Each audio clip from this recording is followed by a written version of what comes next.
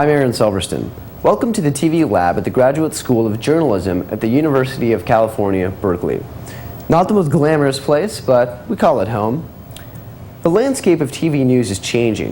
You ever see the ads on the nightly news? Adult diapers, antidepressants, Viagra? Who's watching this stuff? Not us. Yet we love the idea of making television. Every week, 20 of us work together to write and produce television stories that we'd like to see. And we're going to show them to you tonight. We're also going to show you how we got there. And some of the shots may be out of focus, camera might shake, but hey, as our professor says, we don't get paid, but we can't get fired.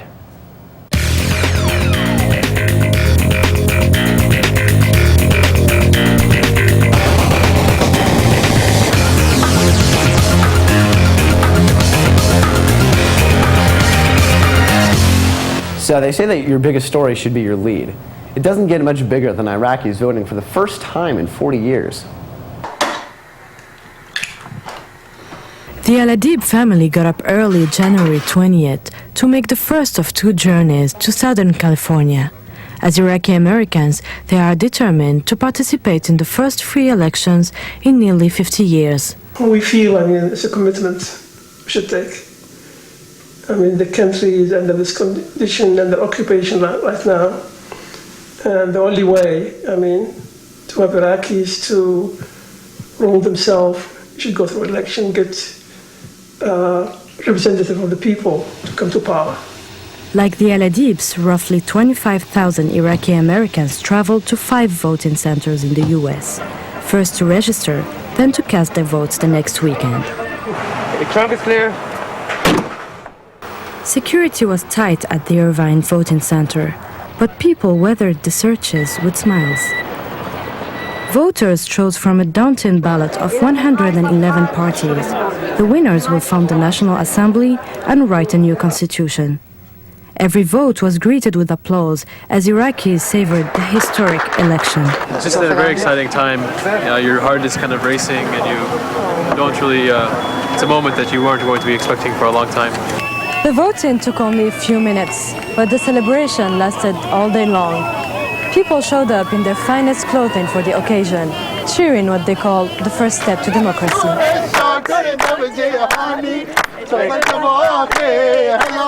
However, polls show only 10% of the eligible Iraqis in the U.S. voted. Some blamed long-distance travel, others boycotted the vote, citing the U.S. occupation in Iraq. Some people have different opinions. They would think under the occupation we'll never have a free election. I have a different opinion on that. I said, no, give it a chance. Let's go forward. Leave the past in the past. Many of the voters here said the point of the election was not necessarily who wins, but the fact the election took place at all. I don't care really who is coming to the power. We are one people, one nation. So we are all Iraqis. The ballot boxes from Irvine will be flown to Iraq and counted along with the nearly 10 million votes cast there last week. Reporting from Irvine, I'm Najla Ben-Barek for CNS News. This next piece, which I produced last semester, is what we call an evergreen piece. We could run it any time. So, bridging the digital divide. For San Francisco, that job is coming a little closer to reality with the help of wireless internet antennas around the city. Take a look on your neighbor's rooftop. You might just see towers like these. They're beaming free internet into your own backyard.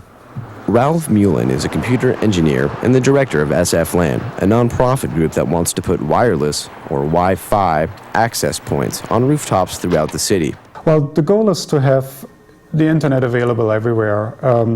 There are so many beneficial things that could happen if we had a ubiquitous internet access everywhere. Because this school is within range of a Wi-Fi antenna, its students can connect to the internet for free. And for Ralph, that is just the beginning.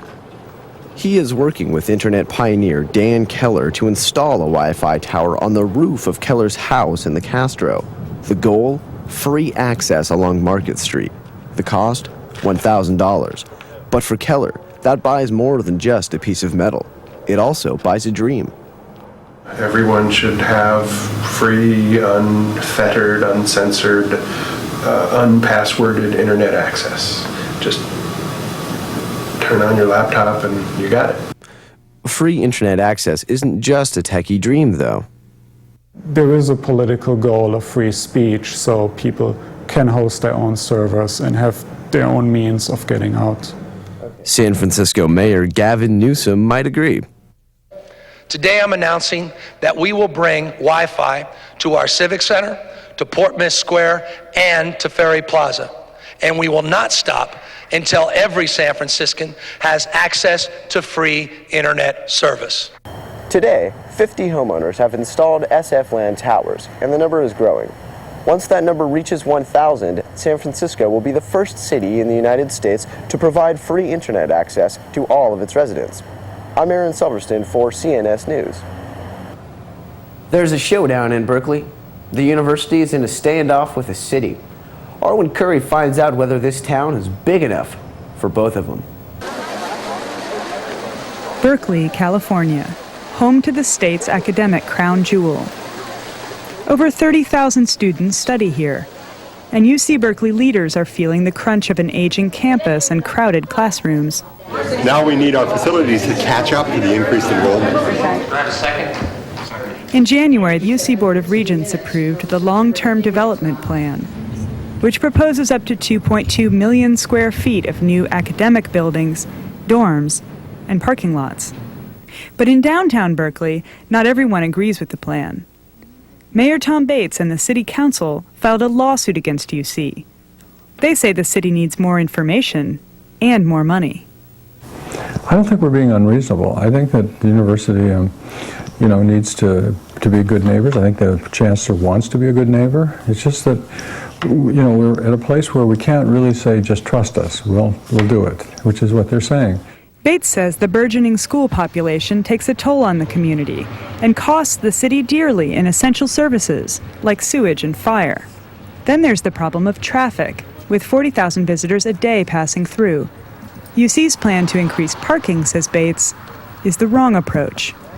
They need to aggressively move forward on trying to provide ways for people to get out of the car, to continue to do traffic, ways of getting people out of the automobile into public transportation, carpooling, building close to the campus, those kinds of things. Those are critical issues for us.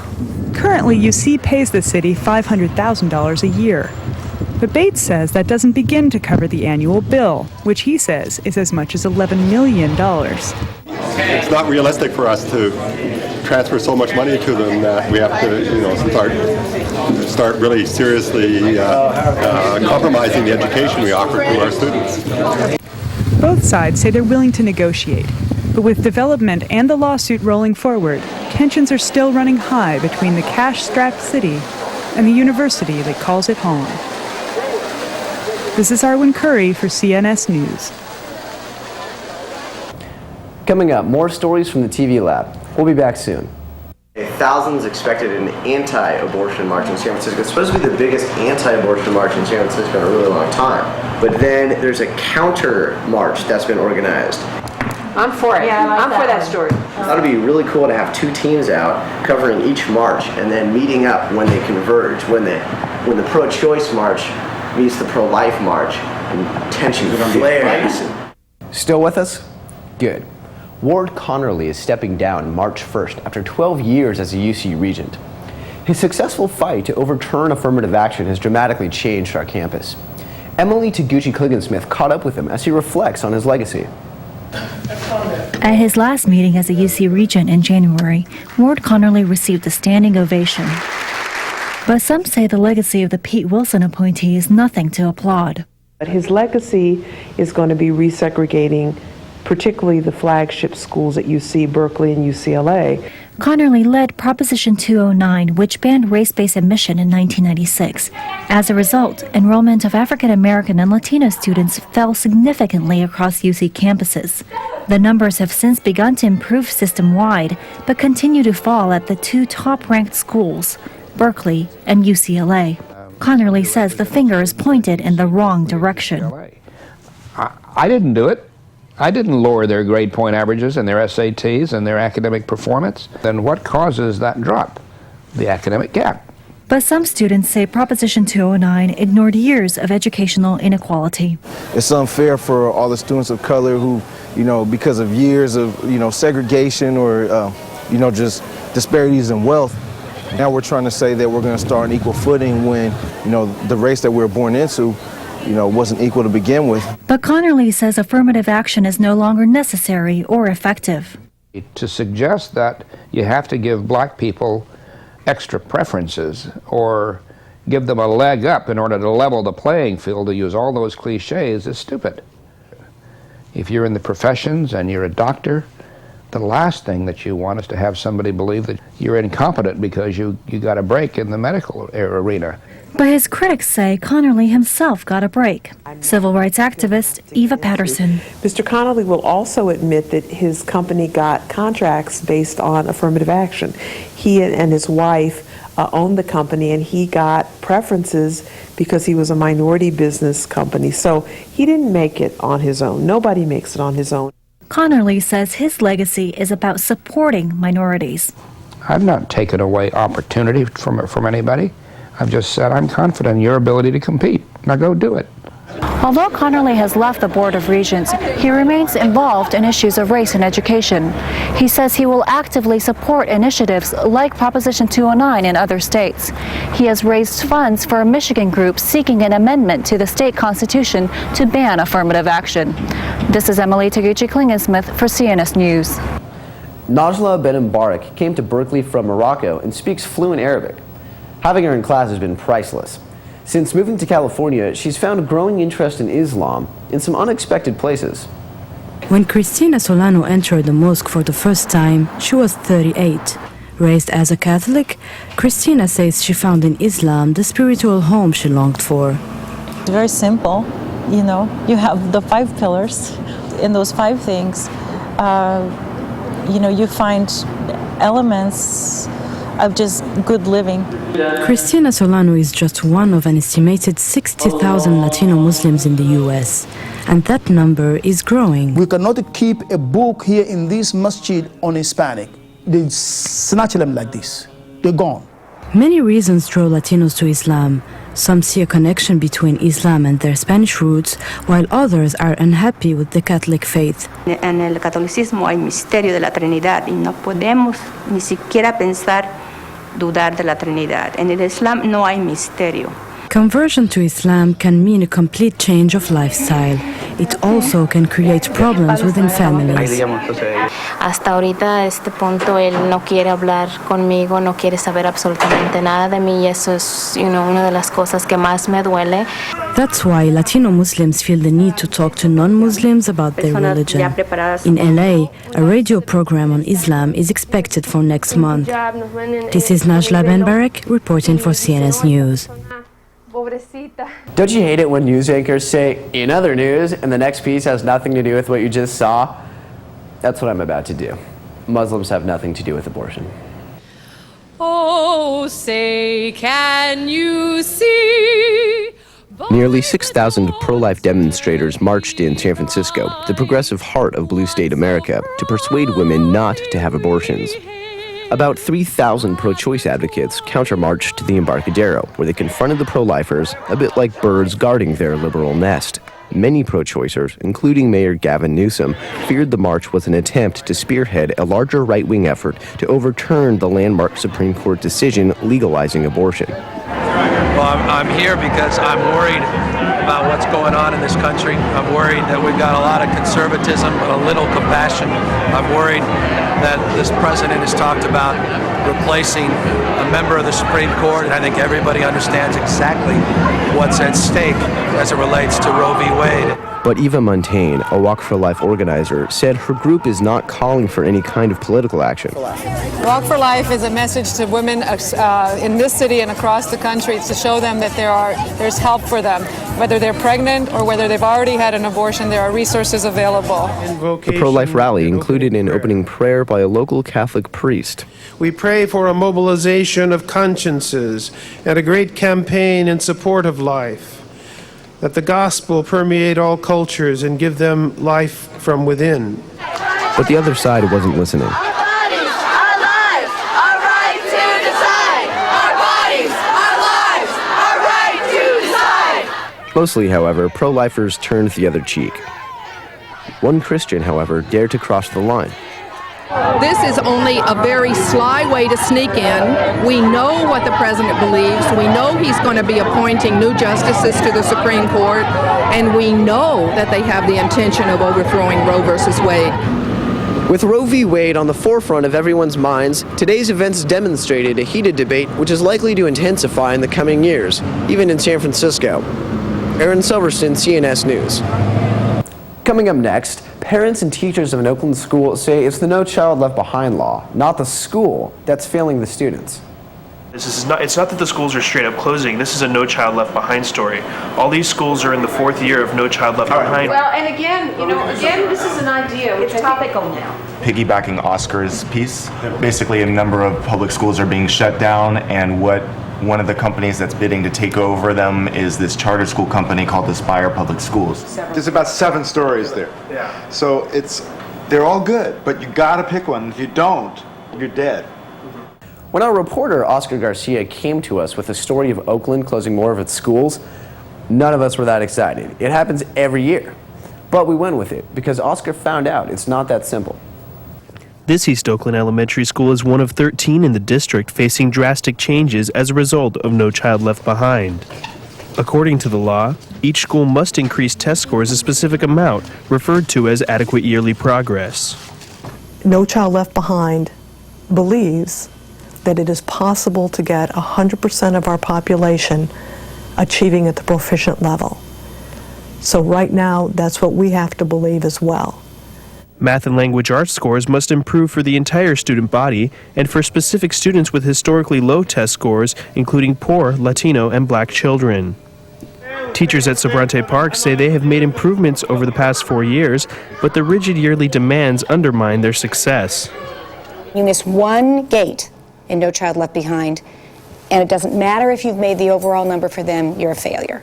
In some cases, No Child Left Behind does more harm than good. And I think this is one of those cases. Nevertheless, the district must restructure the 13 schools by next fall to comply with the law. Many people quietly might whisper that they're skeptical, that there might be some students who will not be able to achieve at that level. But we're not allowed to have that skepticism. We must make progress. Parent and teacher groups and outside organizations have submitted proposals to change the schools. Right now, district officials are considering converting schools to charter or contract schools operated by private companies or making significant program and personnel changes. Teachers say restructuring doesn't solve the problem and will hurt students. Well, they have faith because there's consistency in their lives, and we were part of that. You take that away, and it's gone, and it doesn't replace easily. We're talking probably a two-year lapse in that learning momentum. Some said students would have a better chance at higher test scores if given enough resources. They don't want to hear that, the textbooks are not here. They're ready to learn. Parents we spoke with are also upset with the restructuring. We don't want them to change it to any other type of program, association, or different system. I would change her school. Teachers at Sobrante Park say the scores show they are on the right track and worry students will suffer because of a bureaucratic technicality. I think it's only right that we be allowed to continue our development. The district plans to announce what will happen to Sobrante Park and the other 12 Oakland schools on February 9th. This is Oscar Garcia for CNS News. When we come back, we'll chat with a couple of journalism students who just got back from covering the tsunami in Sri Lanka. There's this mystery oil spill. 1,200 birds have washed up on the shores of Southern California, all the way from Santa Barbara down to LA. But what's interesting is that they don't know where the oil spill came from. It's probably going to take them a while to figure it out. The more on the news, the better the show is. Do you ever wonder if the making of a story is a story itself? Often, it is. That's when we want to hear from the reporters. Sarissa Tanner talked to 2 J School students just back from Sri Lanka. I think we both had the sense of being completely in over our heads and not knowing what we were doing, thinking, why are we here? Are we just following the fire? I mean, we talked about it a lot, this idea of following the fire, and are we just going to exploit these people's grief, you know? Are we just doing what we say we never wanted to do? I was actually a little bit disturbed when I first got there that I couldn't seem to like have enough of an emotional reaction to what was going on around me. I was like, why don't I get this? I was kind of relieved in the fact that by the time we got there, there was still a lot of devastation, but there weren't bodies rotting. The devastation is nothing you haven't seen over and over again. When you finally break through that kind of surface visual sense and actually get to a person's story and start to feel their emotion and their loss, then that's when you begin to feel it. When we first went, a lot of the coverage was still about tourism. At some point, people realized, like, you know, we can't, like, this isn't the right way to cover this. We were following this one woman around who's an aid worker from the area, and on the last day, we went into her house, and her niece had died. This, like, tangible, like, moment where suddenly everything was like, oh, this is actually happening. There's also the sense that there's so much media coverage right now that you can't possibly go there and tell a story that hasn't been told or tell it well. And it's just bullshit. I mean, it's like, amazingly enough, it's like the more media they have, the less they get the story right. I didn't feel like we were exploiting people, which is an important thing. I mean, I think that this is an area that won't get as much coverage, and so, you know, it's just, you feel like at least you're not doing the wrong thing, you know, so. Lee Wong left a job as a writer for a major network news outlet. She came to TV Lab to get her hands on camera gear and produce her own pieces. 2 weeks ago, a mystery washed up on the shores of Southern California. Birds up and down the coast, covered in oil. 1,400 have washed up so far, making this the worst oil spill to hit the state in more than 15 years. At this center in Los Angeles, Mike Siccardi heads up a team of scientists caring for the survivors. These are some of the birds that we've been working with. Each of these western grebes has to be washed, dried, and carefully examined before it can be released into the wild. But these grebes aren't just victims. They're also potential evidence. It was odd in that there was no oil on the beach. The only oil that was in the environment was actually on the birds that were coming in. Every day for the past 2 weeks, state fish and game officials have conducted flyovers, looking for signs of a spill. So far, there isn't a slick in sight. With no other evidence to turn to, investigators are turning to these grebes for clues. A sample feather is being taken from each bird, and the oil examined by chemists. They can put it through a scientific process that can fingerprint elements of that particular sample and use it like a fingerprint. Fingerprints that can help lead them to a culprit. It's kind of like a Sherlock Holmes thing, but it's a high-tech Sherlock Holmes. Investigators are now considering a number of suspects, including offshore drilling platforms, oil freighters, and natural seepage from the ocean floor. As these birds prepare for a return to the wild, there's no telling how long it will take scientists to crack this case.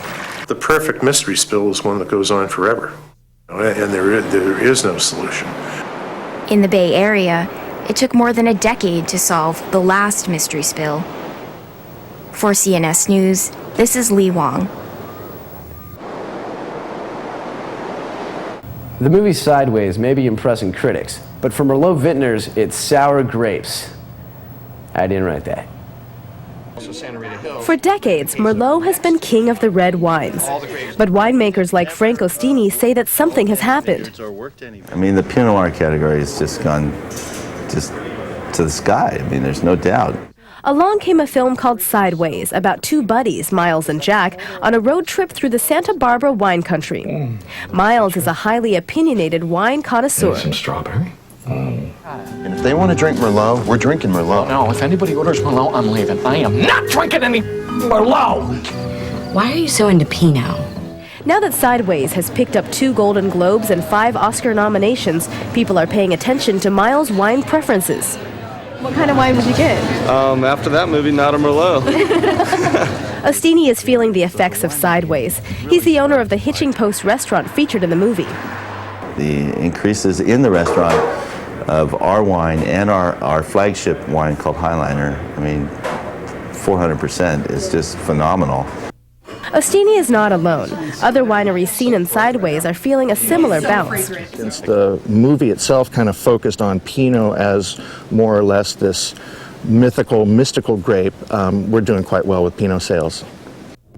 Wine tourism in Santa Barbara is taking off too. And Sideways is making it easy, offering a downloadable map of Miles and Jack's trip and a wine tasting guidebook. With the Oscars coming up, the hype around Sideways could sustain the peak in Pinot Noir sales for a while. But this next crop won't bud until March, so the question is this just another fad? Priya Raghubir teaches consumer behavior at Haas Business School. She says she's caught the Sideways bug too. I've noticed myself going out to a restaurant that now I almost apologetically ask for a Merlot, and I try and do it in hushed tones so that people won't hear. Raghubir says the Sideways-induced trend will allow winemakers to raise prices and cut into beer profits. But will Merlot survive the Sideways backlash? The industry is creative. They'll come up with ways to allow the Merlot drinker to hold their head high and order it in a restaurant. Whatever happens, people like Chris Burrows are remembering to stay level-headed. It starts out as farming. We're growing grapes. We ferment them, and they become this product that you can hold forth on with all sorts of mysticism and mythology if you choose to. But in fact, it's just a consumable beverage. Nobody in Santa Barbara knows just how high Pinot sales will jump, but they're hoping the hype will last. They were all wonderful. Good, I'm glad you enjoyed it. This is Ling Liu for CNS News. And we're done. We try to show you the stories and the work that went into them. We'll be back in a couple of weeks. Same crew, same gear, different stories. I'm Aaron Silverstein. Thanks for watching.